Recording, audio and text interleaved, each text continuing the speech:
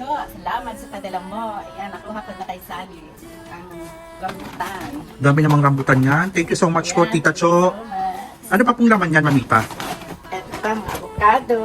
Oh my God, favorite ko yan. Ang dami naman. Avocado. Thank you, Cho. Yes, maraming salamat po. Iba talaga pag may mga beshing, mayaman sa may malalaking lupain sa part ng Batangas. Malapit sa Patagtulo.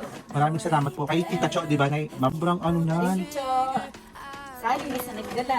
Kay Tita Sally po, maraming salamat po sa nagdala. Madalas ang kaya isa. Ang dami. Favorite ko yung avocado. Avocado. Cho, maraming salamat. Sa nagdala. Kay Vic.